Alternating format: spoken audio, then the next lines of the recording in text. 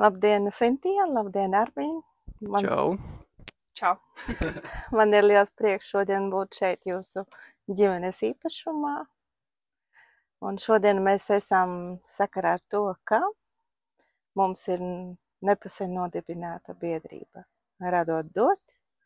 Un tā kā Armīna, tu esi šīs biedrības, es tevi varētu saukt vēstnesis, vai ne? Paldies, ka tu biji tik drosmīgs, uzņēmīgs, un man šodien ir liels prieks ar tevi aprunāties, un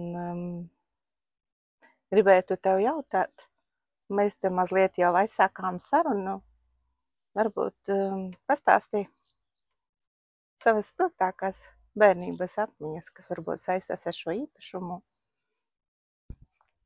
Jā, spilgtākās bērnības atmiņas. Es biju diezgan tāds, palaidnīgs varbūt tas vārds, piedzīvojuma meklētājs varbūt, jā. Un šeit augšā mums bija štābs. Un mēs tur darījām arī nepārāk labas lietas, kā piemēram pīpējām, jā. Redz, kas atklājies. Bet, bērnība bija interesanta, biju es viens ģimenē, tā arī bija tā pirmais laiks, kad es, ja runāsim par bērnības traumām, tad, te es viņas visas arī dabūju. Kur bez tā? Kāda bija tev hobija bērnībā?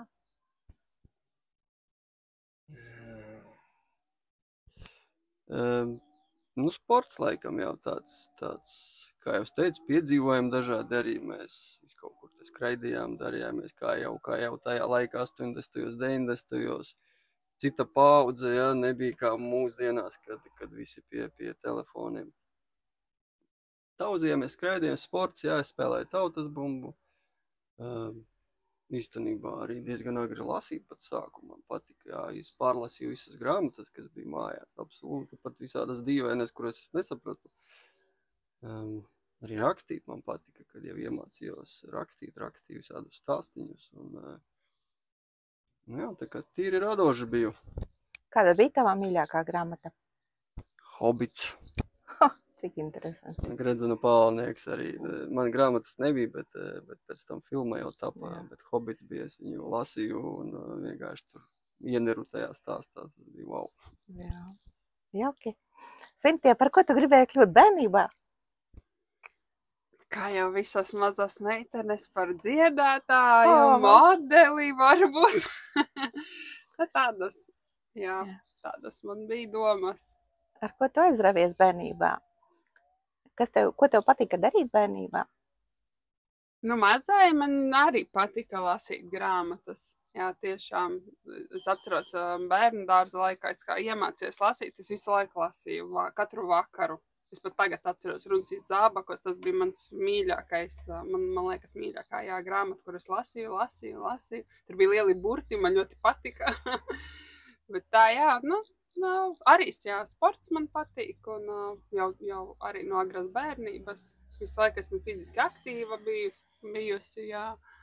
Un tā, kaut ko padrusciņai no visa. Jauki. Tā kā jums ir ģimenes pieaugums, jūs jau esat, kā saka, īsta ģimene. Varbūt jums ir ko pateikt, kas ir laimīgas ģimenes formula? Sieva sāc. Nē, es varu uzreiz pateikt. Man liekas, svarīgākais attiecībās ir runāt vienam ar otru. Dialogs. Tad, kad mēs, man liekas, ar vīru ļoti daudz runājam par visādām tēmām, ne tikai par sadzīviskām, bet ļoti dziļām tēmām. Un, man liekas, svarīgākais attiecībās, un lai tā ģimene būtu tāda, kāda viņai jābūt, man tā vismaz liekas, jo man liekas, ka mūsu ģimene ir ļoti laba ģimene. Es gribētu, lai būtu tādas vairāk ģimenes kā mana ģimene. Jo visu laiku ir tā uzticība, sarunas, izrunāšanās, lai nekas nepaliek kaut kādi tur varbūt neizrunātas lietas, un tad mēs tur staigām varbūt kaut kādi dusmīgi apvainojušies, bet mēs uzreiz visu izrunājam, un tādas dziļas un interesantas sarunas ir. Karmīna. Jā, noteikti tas mūsu ceļš bija interesants. Nezinu, vai man stāstīt tur to garo stāstu vai pēc Kā tam tu pats uzskati, varbūt tev ir tādi svarīgākie atskaites punkti, kam tu gribētu pieskarties un aiznest plašākai sabiedrībai pateikt, kas ir tas, uz kā balstās laimīga ģimene? Viens tāds punkts, kas man tagad atnāca, tas ir tā uzticība. Bet uzticība tas nav domāts tā kā tur nekrāpt, jā, tas pats pa sevi arī, jā, kāda tur krāpšana, jā, tātad, ja cilvēks krāp, tad nav kārtībā kaut kas ģimenē. Bet tā uzticība, it visā absolūti, tā kā nevis... Varbūt uzticēšanās? Uzticēšanās, jā, viens tas otram. pareizais vārds ir, jo, ja liekas, kad, es jau pats tikšu galā, vīriešiem bieži vien liekas, es jau pats tikšu galā, es esmu vīrietis, jā, bet tā izrunāšanās, jā, tā dalīšanās, kad man, es nezinu, netieku galā, tā arī pateikt, es netieku šobrīd galā, un tad sieva nevis tā kā, tu tur nezinu kaut kāds, kas tu tur nevari vai vēl kaut ko, bet, tā kā saprast, uzklausīt un atbalstīt, un šis simtie padodās, vienkārši brīnišķīgi, un kā mēs izgājām cauri visām manām atkarībām un visādām tur citām lietām, tad, jā, tā uzticēšanās viens otram, tas ir ļoti svarīgi. Atbalsts, jā, atbalsts arī, jā, ļoti, man liekas, svarīgs ir mūsu ģimenē. Man liekas, arī jebkurā citā. Turpinot mūsu sarunu, Armīna, tu minēji atkarības. Īstenībā tā ir ļoti liela problēma pasaulē, un īpaši starp jauniem cilvēkiem. Kā tu domā no savas pieredzes, no sava viedokļa, kāpēc cilvēki ieslīgst atkarībās? Kas ir tas bremzējušais faktors, kas cilvēkam liek iekrist tajās? Manā skatījumā ir tā, ka visi cilvēki grib būt laimīgi, absolūti visi. Un katrs to savu laimi mēģina sasniegt kā vien māk. Un cilvēks, kuram bērnībā, diemžēl, varbūt nav iedota tā laime, vai arī varbūt pār daudz laimes iespējams, varbūt, jā.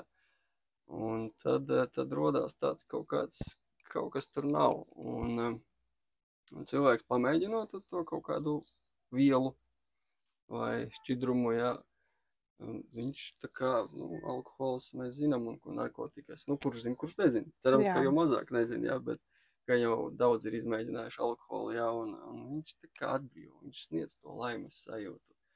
Un viss, un cilvēks grib taču būt laimīgs. Un viņš savādāk nemāk. Nav, kas viņam iemāca būt laimīgam.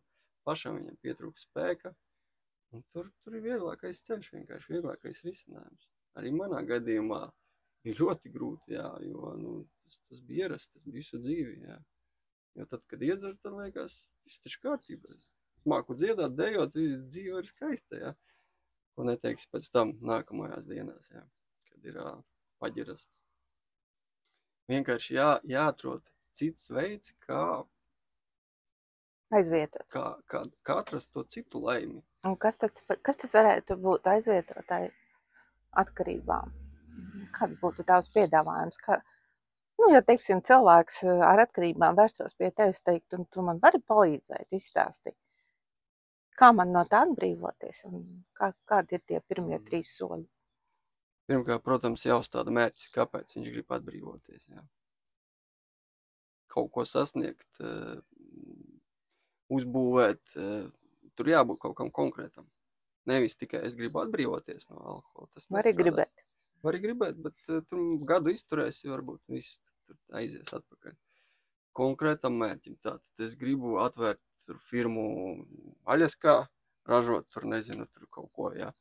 Vai atvērt biedrību un palīdzēt slimiem bērniem vai atkarībā nonākušiem. Tur jābūt tādam, jo tas mērķis ir tāds, cēlāks, jo tas iedvesmos vairāk to cilvēku, jā, konkrētam mērķim. Tam mērķim arī nevajadzētu būt uzbūvēt māju ģimenei. Tas tāds pusmērķītis. Jā, ok, vismaz kādu laiku nodarbināsies to. Pēc tam, kad uzbūvēs, ok, ja ir nākamais mērķis, labi, bet ja nav, tad atkal apstāsies. Nu, uzbūvēja māju un viss mērķis obligāti. Tad, protams, atbalsts. Atbalsts maksimāli tuvu cilvēku meklēt. Manā gadījumā šī brīnišķīgā būtne te blakus mani ļoti atbalstīja. Un tas arī ļoti, ļoti, ļoti svarīgi ir cilvēks vēl viens, jā, kurš atbalsta. Ja nav kāda sievas vīra vai brāļa māsas atrast, kaut vai svešu cilvēku, kaut vai terapeitu kādu, nav svarīgi, kur viņš atrod to atbalstu, kuram var pazvanīt, ar kuru var parunāt un iet uz tiem mērķiem, jā. Un trešais, protams, vienkārši darbība, tāda disciplīna. Celties un darīt. Nu jā, varbūt, Sintie, tev ir ko piebilst par atkarībām? Kā tavā uztvere, izpratnē, vai tas ir šķērslis ģimenei? Jā, tas noteikti ir šķērslis. Un vienu brīdi, liekas, es jau Armīnam teicu, ja tas tā turpināsim, mēs nebūsim kopā. Mēs vēl nebijām precējušies arī tad. Un, es ļoti priecājos, ka Armīns atradās spēku sevī un meklēja atbildes, kāpēc viņš lieto alkoholu, kāpēc viņam vajag alkoholu, lai justos labi. Un pateicoties tam, ka viņš bija tik drosmīgs un spēra šos soļus, tāpēc mēs esam kopā, esam precējušies un esam dibinājuši ģimeni. Jā, jo vajag tiešām lielu, nepietiek tikai ar gribas spēku. Es gribu atmest, tu vari daudz ko gribēt, bet ir kaut kas arī jādara, un mūsu gadījumā Armīns darīja, meklēja, atrada, teiksim tā, sāka sevi pētīt dziļāk, nevis vienkārši virspusēji, es tagad nedzeršu, un viss, tā tas nenotiek. Viens zvans no drauga, un jau esam pusceļā, jā, uz atkal alkohola lietošanu, bet mūsu gadījumā, jā, Armīns tiešām meklēja, atrada palīdzību, visu kaut ko, viņš varētu varbūt pats izstāstīt, ko viņš ir darījis, lai atmestu šo atkarību, jā, bet man prieks, kad viņš tiešām Kas motivēja Armīnu atbrīvoties no atkarībām? Šis jautājums man visu laiku, es viņu uzdodu sev un arī mēģinu skatīties arī citu cilvēku virzienā, kāpēc kāds to var izdarīt, kāds nevar izdarīt, kāpēc man tas likās, jo galu galā laiks iet, gadi iet, un man likās tik bezatbildīgi, kad es tagad savu dzīvi nodzīvošu tā kaut kā, ne tā varbūt, kā es varētu nodzīvot, neizmantojot visu potenciālu, visu, ko sniedz šī pasaulē. Man gribējās vienkārši pamēģināt, kā tad tur būs, kad es nedzeršu, jo es arī nevarēju iedomāties, ka es varētu dzīvē kādreiz nedzert, nelietot alkoholu, jā. Bet tā ir zinātkāre varbūt pat tā interese tāda, kā būs tur, kā būs tajā stāvoklī, jā. Armīna, vai tad aizsākās tavs garīgais ceļš? Viņš jau aizsākās pirms tam, jā. Es biju savu dzīvi un veselību sabojājis diezgan pamatīgi, vairāk gan mentālo veselību kā fizisko, bet arī fiziskajā bija viss kaut kas, bija veģetīva distonija, depresija un vēl viss kaut kas, jā, bet tas alkohols vēl man negāja projām. Es mēģināju kopā ar viņu apvienot, jo es vēl daudz nesaprotu arī, lai gan visu dzīvi ir bijusi tāda interese par kaut ko tādu nezināmo. Visu laiku man tie jautājumi tādi interesanti ir bijuši arī bērnībā. Kāpēc tā? Jā, kādu laiku iepriekš arī biju pat pamēģinājis pameditēt un šo to palasīt, bet tad atkal pametu. Un tad, kad es biju nonācis tajā bedrē, jā, tad es sāku, protams, ar tām tradicionālajām metodēm, psihoterapiju. Tam bija baznīca, kas man arī līdz galam nesniedza to tādu atbrīvošanos, kā teikt. Un sākumā tas bija tāds darbs, kur tomēr alkohols arī bija. Jā. Es teiksim, jā, pastrādāju ar sevi, gāju psihoterapijā, pēc tam iepazinos ar zemapziņas ceļojumiem, kuri man atvēra tādu kā pavēra varbūt tā durvis un parādīja, kā ir tur otrā pusē, jo tās sajūtas, ko es tur dabūju, tas bija wow. Es sapratu, es gribu tur tikt iekšā pa tām durvīm, jā. Un tad tie pirmie gadiņi tādi bija pamīšus, tad es esmu tādā jau kaut ko daru, tad es atkal esmu parastais armīns, tas ikdienišķais, kurš tusē, un tur vēl tie pirmie gadiņi bija tā. Tu tā kā dualā pasaulē dzīvoji. Jā, tieši tā, un nevarēju izšķirties, jo man likās, tad, kad es pametīšu to veco armīnu, es nelietošu, viss, man kaut kas pazudīs man. Pazudīs tur draugi, cilvēki apkārt, mani izsmies, mani vēl nezinu ko, ka es pazudīšu, ka es nevarēšu. Tāda kā neticība pašam sev? Jā, noteikti neticība sev, neticība nākotnē, neticība pasaulē, kaut kam, jo tā dzīve bija iepazīta ļoti labi. Tur viss bija jau skaidrs, kā tur ir, jā. Bet šī jaunā nezināmā, bija bail, un tāpēc es pirmos gadus vēl tā lēkāju no viena grāvja uz otru. Tur, wow, un tad atkal nokrīt atpakaļ. Wow, nokrīt atpakaļ. Un, vienā kārtējā reizē, kad jau es jau biju sācis apgūt arī visādas zināšanas pie savām skolotājām, un tad, kad kārtējo reizi bija ļoti dziļas paģiras, ļoti smagi bija, un tad es vienkārši pateicu sievai, saku, mēs aizvācām visu projām no mājām, lai nekādas alkohola nekā nebūtu, nekur neejam, neko, vienkārši tā kā bez maza izolējamies kādu laiku. Es mēģināju saprast, ko tālāk, kad nevar vairs tālāk tā tas turpināties, jo ir jāizvēlās viens ceļš. Vai nu tad es palieku tur, vai nu tomēr eju tālāk un meklēju to gaismu, to atbrīvošanos, to laimi. Un tad es tā stingri nolēmu, tad arī tā jābūt tādam kaut kādam arī tam apņēmībai, laikam, kad jā, es to gribu, es to darīšu visu.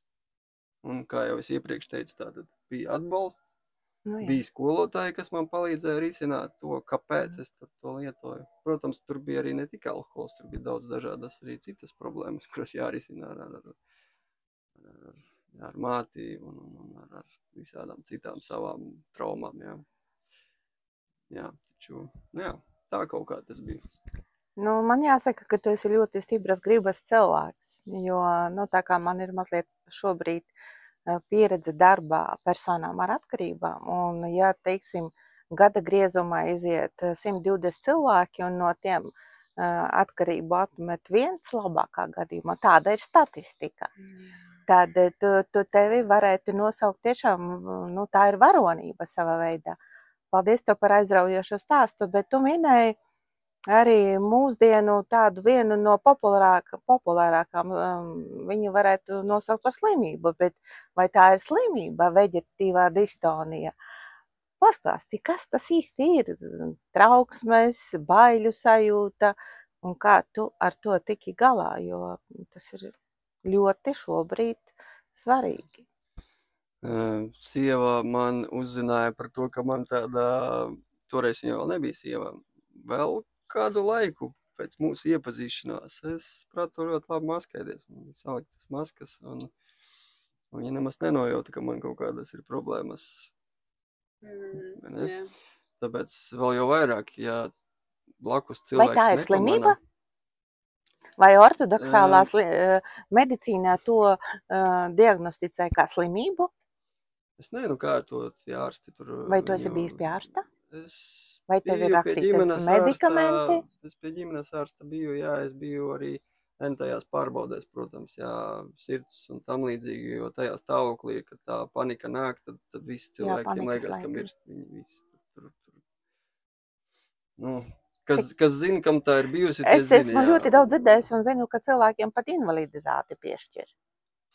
Jā, kaut ko tādu es arī dzirdēju, tas gan manā skatījumā liekas diezgan bēdīgi, jo, šī slimība, es nezinu, es viņu nesauku par slimību, manā skatījumā tas tāds brīdinājums. Jā, brīdinājums signāls, kad kaut kā ir par daudz, kad mūsu tā glāze jau lejās pāri. Jā. Kaut ko tur esi par daudz dari, par daudz streso, par daudz lieto kaut ko vai par daudz emociju. Tu tik jau ir sakāpis, ka viss iet pāri. Un tikai tad, kad tu sapratīsi, ka tas viss ir jāizlej un jāuzliek tukša glāze, jāiztukšo to visu un jāsāk no jauna. Tāpēc manā gadījumā, bija smagi ļoti, es 10 vairāk gadus, vairāk kā 10, ar viņu tā kā cīnījos, Jo sākumā man likās, ka tā ir kaut kāda sieviešu kaite, un es vispār nevienam neko nestāstīju. Un biju tāds... Vīrietis jau nedrīkst atzīties bailēs. Ka viņam kaut kas tur nav, Standarti, stereotipi sabiedrības uzliktie. Iedzer un viss būs kārtībā, standarta frāzes, un gan jau izgulēsies pāries. Nepārgāja, palika aizvien sliktāk. Un, es manā skatījumā tas ir tāds kā brīdinājums, ka tā nervu sistēma ir disbalansā. Tātad mēs dzīvojam disbalansā. Kaut kas nav. Un varbūt arī viņu var kaut kā nomākt ar kaut kādiem medikamentiem, antidepresantiem un tam līdzīgi. Bet tajā gadījumā viņa noteikti tur arī paliks visu laiku.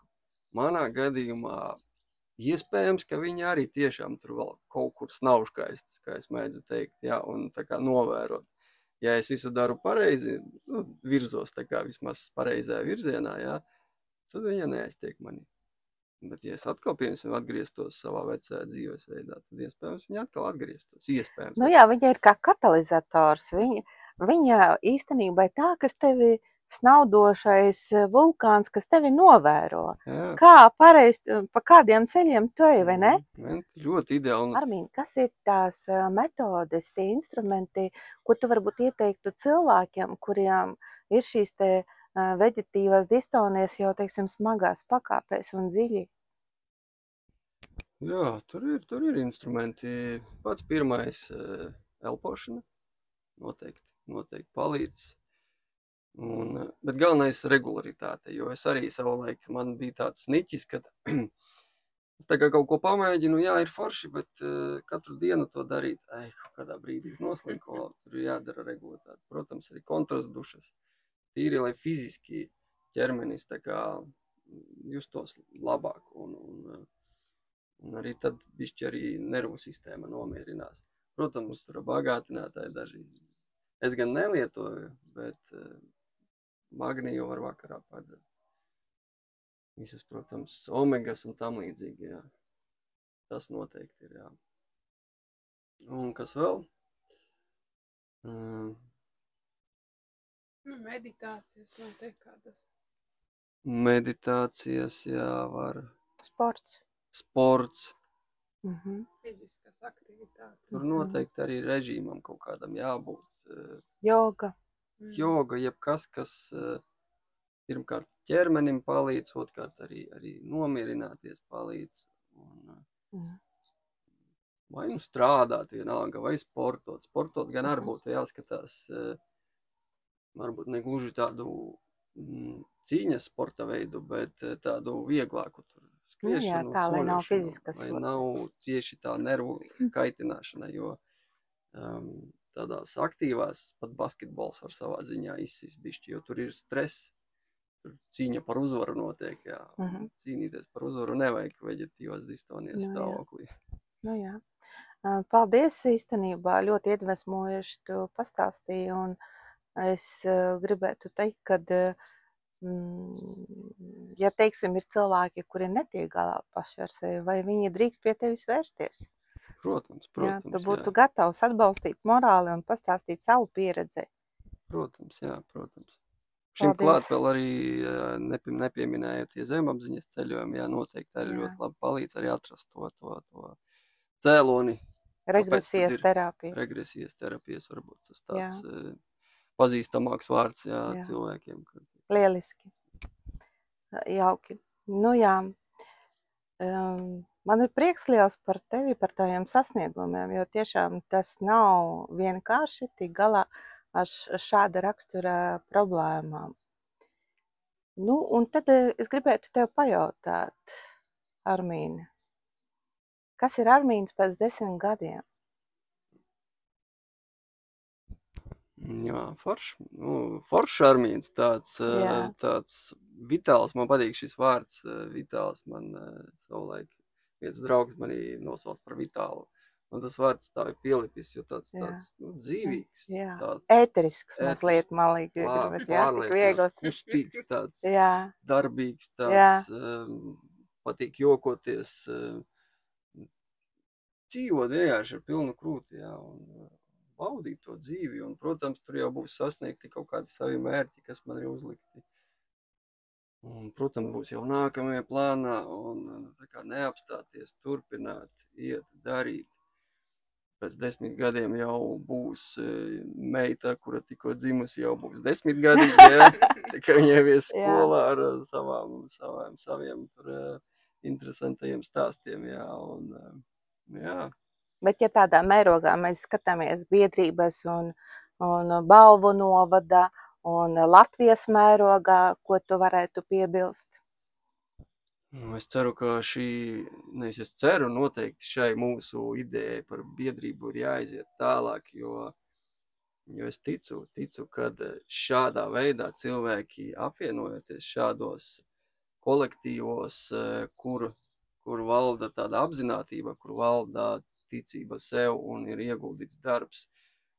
Dažādās praksēs nav svarīgi kādās, pat kuram palīdz, jā, bet tas, ka mēs veidojam tādu apzinātu kolektīvu, kurā jau ir spēks, un katrs jauns cilvēks, kas ienāk, papildina šo, un šādā veidā mēs vienkārši spējam uzlabot šo pasauli un padarīt viņu labāku. Vai tas nav pats brīnišķīgākais, kas mums te jādara? Jāuzlabo šī pasaule, sava pasaule apkārt, un tad jau arī varam tālāk ņemt, un robežu jau nav. Jauki, paldies, Sintija. Kas ir Sintija pēc 10 gadiem? Kur tu redzi sevi? Tava nākotnes vīzija. Atbalstoša sieva vēl joprojām, bet arī es, protams, vēlos augt un attīstīties un apzināti attīstīties. Jā, es arī esmu domājis, ko es gribētu darīt tālāk, jo šobrīd esmu gan pedagogs, bet es negribētu tā kā to pamest, bet es domāju jau nedaudz savādākā virzienā. Es tagad īsti negribu teikt, kas es būšu. Noteikti jāsaglabā noslēpums. Jā, es ļoti ceru, ka tas piepildīsies, jo plāns ir jau plāns. Vīrs teica atbalstīs. Brīnišķīgi.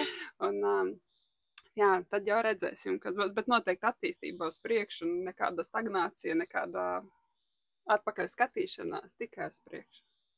Jā, paldies. Kas jūsu izpratnē ir bailes? No kā cilvēki baidās šajā dzīvē? Ko baidās cilvēki pazaudēt? Jā, man liekas, ka cilvēki baidās pazaudēt savu veco dzīvi, savus vecos draugus, savus vecos ieradumus, baidās pazaudēt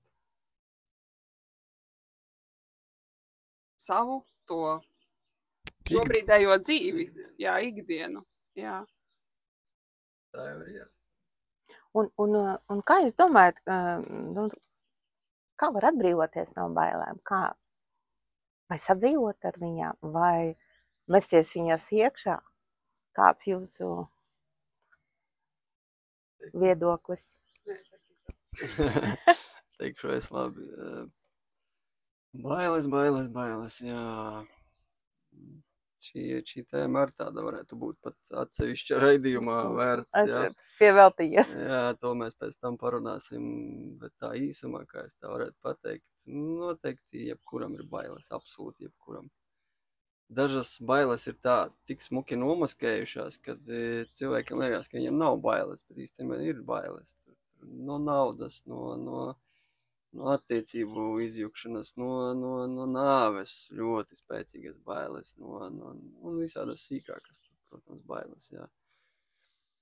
Arī atkarības šis ir kaut kādas tā kā bailes, baiļu tā kā atvasinājums, jā, kad bail būt pašam par sevi, jo ir ierast, kā Sintija teica, ir tā vecā dzīve, tur, lai tur jau var būt dubļi smeļās mutē un jau ir, slikti, bet tomēr tā ir ierasta, tā ir mana dzīve, un es tur visu labi zinu.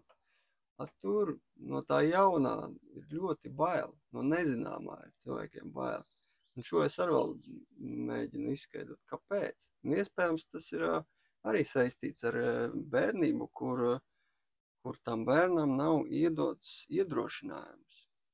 Parasti no tēva tas būtu jānāk, kad ej, dari, viss kārtībā, dzīvē, viss pasaule ir droša. Nevajag ne no kā baidīties. Absolūti. Mums pretējais notiek, mums iedvež bailes caur masu mēdījiem tam līdzīgi. Karš, Covids, kas tur vēl mums ir bijis, jā, un tam līdzīgas lietas visādas, melnie pret baltajiem, baltie pret melnējiem tur un tam līdzīgi iedalījums. Un visur sēja tās bailes un nedrošība. Absolūti nepareizi. Viss tas mums ir izveidots mūsu pasaulē. Un viss sākās no ģimenes. Ja ģimenē ir iedota šī drošības sajūta, atbalsts tam bērnam, manuprāt, viņš izaug bezbailīgāks un drošāks un iet pa to dzīvi jau daudz drošāk. Un viņam nav svarīgi, ka viņš tur pazaudēs draugus, viņš atradīs jaunus vienkārši un visu labākus. Tieši tā, jā, bailes tiešām ir ļoti, es pat teiktu, laikam visspēcīgāks instruments, kā cilvēkus iebaidīt un vadīt, pārņemt viņu vadību. Bet ļauties īsti, tā kā nevajadzētu, protams, kādu brīdi var tur pabaidīties, īsti bezbailīgam arī nedrīkst būt, ja tur nāk, nezinu, laupītāji ar nažiem virsū. Nē, jā, protams. Tur kaut kādam bišķi jābūt racionālai domāšanai, bet tomēr strādāt ar viņām. Iet, risināt, saprast, kāpēc, kur ir pazaudēta tā drošības sajūta, kurā brīdī dzīvē ir viņa pazudusi. Jebkurā terapijā, jebkurā praksē kaut kur meklēt šos, uzdot jautājumus un meklēt atbildes. Kļūt drošākam vienkārši. Vai ir, teiksim, tā jums bijis abiem diviem, tagad pajautāšu, kad jūs, teiksim, baiļu faktora pēc esat no kaut kā atteikušies? Kurā posmā? Mūsu tagadē vai vispār vienalga, jo es, teiksim, esmu sastapusies cilvēki, pieņemsim, baidās lidot, jā, vai viņi baidās tur kāpt kaut kur kalnos, vai es, teiksim, zinu cilvēkus, kas nepeldās, viņiem bail no ūdens, jā, vai jums arī ir tādas bailes? Man panika no ūdens bija visu dzīvi absolūti, un es jau biju samierinājies, ka es nekad nepeldēšos. Nekad nesaki. Es pat nevarēju iet līdz viduklim absolūti. Man panika, viss nevaru. Taču? Vienā jaukā reizē, es domāju, cik jau var karsti ārā, un es pamēģināju to galvu iebāzt zem ūdens un izdzīvoju. Jā, un tad vēl kaut ko vairāk, un pamazām. Nav tā, ka es baigais peldētājs, bet es eju tajā. Tu pats sevi uzvarēji, vai ne? Tas bija ļoti šausmīgi. Fantastiski. Man nepatīk šis vārds lietot viņu šausmīgi, taču tiešām bija dramatiski, jā. Briesmīgi. Bet es pārvarēju, jā. Vai ne? Jo, man tas ir tik interesanti, kad viņš tā kā vispār nepeld. Man tā patīk peldēt, tas tā kā zivs ūdenī. Man ļoti gribās peldēt, un to es viņam vienreiz saku, Armīn, nāc, pamēģini, es tevi neaiztikšu, nepieskaršos, lai tā viņam tā drošības, jo viņam varbūt liekas, ka es turu un nenoturēšu vai vēl kaut ko. Bet tad viņš jau vienā vasarā saņēmās un sāk līst tajā ūdenī, un man jau tāds, forši. Jā, tad, kad viņš jau ielīda riktīgi. Šīs jau vairs nav mazās uzvaras, es teiktu, tās ir lielas uzvaras. Tā ir ļoti liela, jo es izaugu tepat man 100 metri līdz ezeram, jā, un bērnībā tas vispār bija katastrofāli, kad visi tur peldās, namadziņš tur. Neko, tas jau bija tā kā no bērnības pašas? Jā, es tā kā kopš sevi atceros. Jā. Cik interesanti. Sintie, vai tev dzīvē eksistē baiļu faktors? Jā, man ir bailes no augstuma. Un no čūskām. Jā, man tādas paniskas bailes, bet no augstuma ir tā, ka tas jau arī, man kādreiz bija bailes kāpt skatu torņos. Tagad, kājas trīc, man ir bijis pat vienu reizi Es uzkāpu uz skatu torni un nevaru nokāpt lejā, un es tā kā ar dībenu eju šļucu lejā, tāpēc kā es zinu, ka šī trīc, un tu neko nevari izdarīt, viņas neklausa. Bet tad es katru reizi sevi pārvarēju, kāpu nākošajā, un tagad jau man ir bail. Bet es tāpat eju un to daru. Bet par čūskām runājot, es nezinu, kā man tā pārvarēt. Tad noteikti jāstrādā ir ar sevi zemapziņā, kas tur man ar tām čūskām ir. Bet, nav patīkami arī ieraugot uz ielas kaut kur, man jau uzreiz kājas pa gaisu un es esmu prom. Panika sākas. Jā. Nu jā, tā ir, jā, bailes mums vajā. Es tagad gribētu jums arī abiem pajautāt tīri tādu filozofisku jautājumu. Ja, teiksim, būtu gradācijas 3 līmeņi, augstākais, vidējais, zemākais, kur jūs sevi redzat un kas ir pārējos 2 līmeņos? Tā, mēģināšu saprast tagad. Tātad ir 3 līmeņi. 1, 2, 3. Kur ir Armīns un kas ir virs vai pēc vai zem Armīna? Tā kā kaut kāda attīstības līmeņi vai... Kā tu pieņemsim uzskati, teiksim, tas ir tāds, filozofija vai dzīve vai pasaule vai ģimene, kā tu to uztver, kā tu domā? Es varbūt atbildēšu uzreiz pirmā. Tad, kad es nebiju sastapusies ar Armīnu, man liekas, es biju tādā standartā, tādā pirmajā līmenī, kurš strādā, sestdienā, svētdienā atpūšās ar draugiem, jā, un neko vairāk. Varbūt kāds ceļojums, varbūt kāds izbraukums, bet nekā vairāk. Bet tagad, kad es esmu sastapusies ar Armīnu, un viņš ir palīdzējis man atrast vai ieraudzīt sevī kaut ko vairāk ar visām tām metodēm un praksēm, ko viņš piedāvā, ko viņš ir izgājis. Man liekas, es esmu jau vidējā līmenī, bet es teiktu pat ļoti labi, ka es beidzot esmu tajā vidējā līmenī. Un, protams, ka es tiecos arī tā kā uz to 3. augstāko līmeni, bet tur vēl ir jāstrādā ar sevi. Jā, bet tādā ziņā... tavs attīstības ceļš. Jā. Jo man liekas, ja nebūtu Armīns iegājis manā dzīvē, es vēl joprojām būtu tajā 1. līmenī. Tādā standarta cilvēka dzīvē, teiksim tā. Jā. Bet tagad es jau esmu vidējā, un man liekas, ka es jau tiecos vairāk uz to 3. Jā. Armīn, kā tu par sevi pateiksi? Jā, kur tad es bez sievas, jā, es jau turpat mēs vien esam tajā 2. Jā, līdzīgi kā Sintijai, tas tāds pamata līmenis, kas arī nav slikti, neviens no šiem līmeņiem absolūti nav slikti, jā. Katram savs ceļš, katram savas jāaiziet savas dzīves pieredzes. Un kāds arī tur paliks tajā 1. un tas ir ļoti labi, jā. Taču jā, nedrīkst aizmirst par to attīstību. Kaut 1. līmeņa ietvaros, bet tomēr kaut pišķiņu uz priekšu, jā. Un jā, es tā kā esmu 2. līmenī, vai es tā kā gribu tikt arī baigi uz 3. Tas vēl tāds jautājums, jo mēs taču dzīvojam šajā pasaulē, jā, un mēs esam cilvēki, mums ir savs ķermenis, mums ir savas cilvēka vajadzības, un šobrīd es pat necenšos kaut kur āpties tālāk, vai celties tālāk, pareizāk būtu, jo vēlos saprast, cik plaša ir šī 2. līmeņa iespējas, jo tur ir tik daudz viskaut kā, ko mēs nenovērtējam. Pat ir ģimene, ko daudzi absolūti vēl nesaprot, kas ir ģimene, kas ir vīrietis, kas ir sieviete, kā būt par tēvu, kā būt par māti.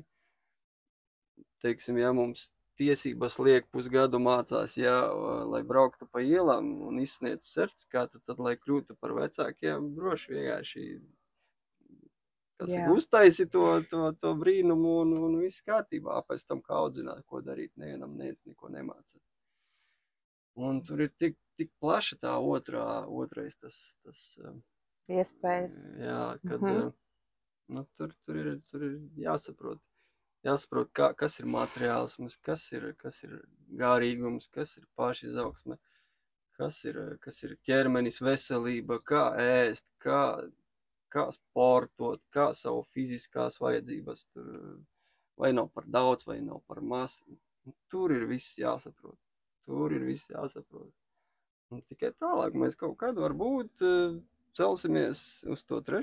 līmenī kaut kad, bet mēs nekur nesteidzamies. Un šobrīd ļoti, ļoti arī to ģimenes, tā teikt, institūtu cenšamies viņu upgradeot, pilnveidot, jā, un mums pat tur radās ideja, ka mēs varētu pat tā kā tiem cilvēkiem, kas vēlās, tiem pāriem, sniegt kaut kādas konsultācijas, kaut kādu palīdzību. Tas, protams, ir tikai ideju līmenī. Bet tā ir laba ideja, ļoti laba. Jo mēs daudz tieši par šo strādājam, mēs aptuveni virzamies tajā, jo ģimenes nedrīkst iznīcināt, kā diemžēl daudz, kur tas tiek darīts mūsdienās.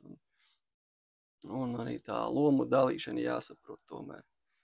Tur arī ir smalkāk viss. Jā, mums ir ļoti daudz darba 2. tajā līmenī. Ļoti daudz darba vēl visai dzīvei pietiks. Un varbūt kaut kā dzīves beigās arī uz 3. paskatīsimies. Lieliski. Nu jā, ģimene ir sabiedrības pamatšūna. Tā veido mūsu sabiedrību un galu galā veido mūsu valsti.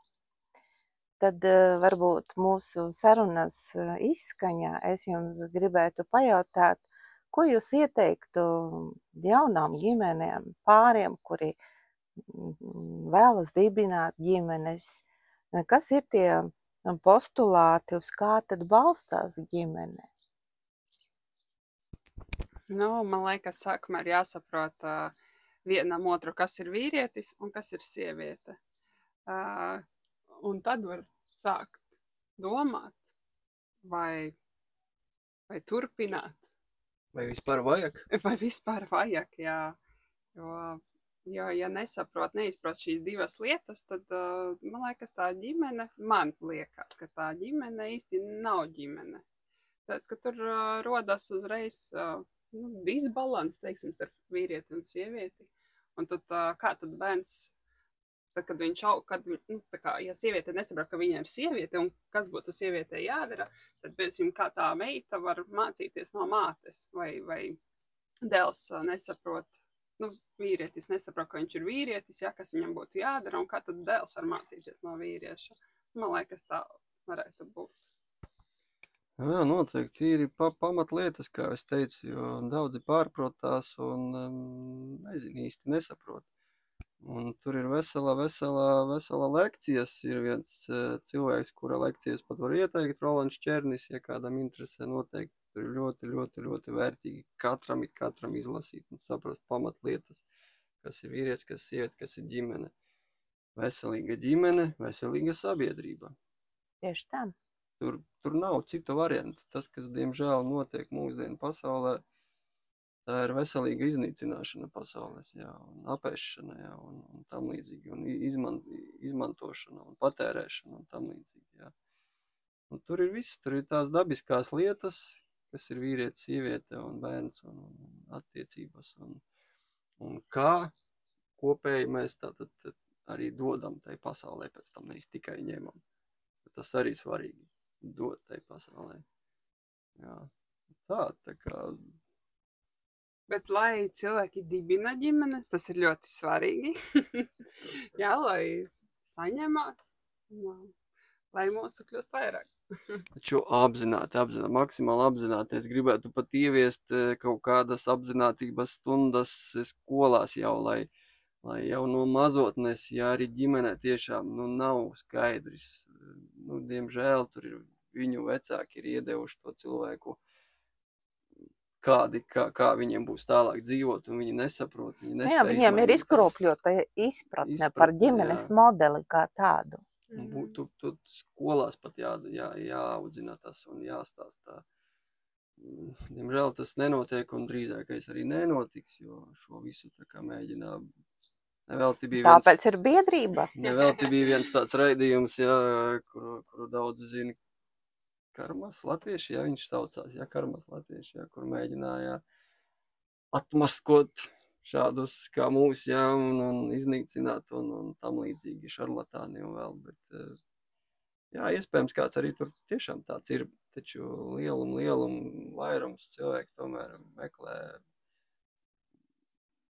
cenšas sevi izprast, cenšas izprast pasauli, likumsakarības, kāpēc tā notiek, kāpēc savādāk notiek, kāpēc ģimenē ir strīdi. Tur absolūti vienkārši jautājums, kāpēc ģimenē ir strīdi. Ja ir strīdi, tad kaut kas nav kārtībā. Ja ir sadalītas lomas, katrs zina, un tur nevis tā kā ar varu tas sadalīts, tātad tu tur virtuvē, es tur, nezinu, mežā. Absolūti ne tā, tas ir pavisam savādāk, bet ja katrs zina, valda cieņa, valda komunikācija. Es neredzu iemeslu strīdiem, pat ja kādā brīdī kādam emocijas uznāk, un tas noteikti uznāk. Ceļš, ka ir mazi bērni un tam līdzīgi. Neaizlikt tajā stāvoklī, nezinu, dienu, 2, 3, jo tad tiešām var aiziet līdz tam, kad jau, ja arī otrs redz, ka viens ir ieslīdzis tādā stāvoklī, neiet līdzi, ļaut viņam vai viņai tur iztrakoties, un pēc tam, viss nomierinājies, apķeramies, sabučojamies, un visi kārtīgi, dzīvojam tālāk. Tā ir tā apzinātai, paplašināt savu redzesloku, paplašināt savu redzējumu un sajust vairāk vienam otru. Jā, mīļie draugi, Sintija, Armīna, es vēlos pateikties jums par šo burvīgo stāstījumu, kurā jūs šodien dalījāties abi divi ar savu dzīves pieredzi. Vēlu jums turpmāk arī lielu mīlestību, kas valda starp jums, jo es domāju, ka mīlestība izglābs pasauli, un vēlu arī turpmāk jums veiksmi un izdošanos. Paldies! Paldies!